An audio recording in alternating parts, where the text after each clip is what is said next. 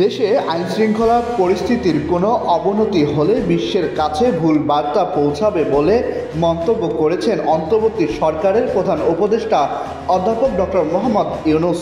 অবিলম্বে সম্পূর্ণ আইনশৃঙ্খলা পুনঃপ্রতিষ্ঠায় দেশের নাগরিকের প্রতি আহ্বান জানিয়েছেন তিনি। পাশাপাশি শেখ হাসিনা ও আওয়ামী লীগের রাজনীতিবিদদের পরিবারের সম্পত্তির ওপর বা অন্য কোনো নাগরিকের বিরুদ্ধে কোনো অজুহাতে আর কোনো হামলা না চালানোর নিশ্চয়তা দেওয়ার অনুরোধ করেছেন। শুক্রবার 7 ফেব্রুয়ারি প্রধান উপদেষ্টা প্রেস উইং থেকে গণমাধ্যমে পাঠানো এক বিবৃতিতে এই আহ্বান জানানোর কথা বলা হয়েছে। ডক্টর মোহাম্মদ ইউনূস বলেছেন, যারা সম্পত্তির উপর আক্রমণ চালিয়েছেন তাদের ক্ষোভ বোধগম্য, কারণ তারা এবং তাদের আত্মীয় স্বজন ও বন্ধুরা হাসিনার শাসনামলে বছরের পর বছর অত্যাচারের শিকার হয়েছেন। তাদের এই ক্ষোভের অনুভূতি বুঝতে পারে সরকার।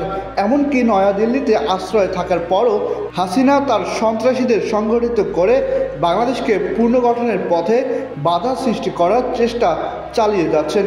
এই বাস্তবতা বোঝার পরও সরকার সকল নাগরিকের প্রতি আহ্বান জানাচ্ছে, তারা আইনের প্রতি শ্রদ্ধাশীল থেকে বিশ্বকে দেখিয়ে দিক যে আমরা একটি এমন দেশ গড়ে তুলতে চাই যেখানে আইনের শাসন বজায় থাকবে। দেশের সব নাগরিকের প্রতি আহ্বান জানিয়ে প্রধান উপদেষ্টা বলেন, আমরা যেন এমন একটি দেশ গড়ে তুলি যেখানে সব বাংলাদেশি নিরাপত্তা ও সম্মানের সঙ্গে বসবাস করতে পারে। এজন্য আমাদের আত্মনিয়ন্ত্রণ বজায় রাখতে হবে।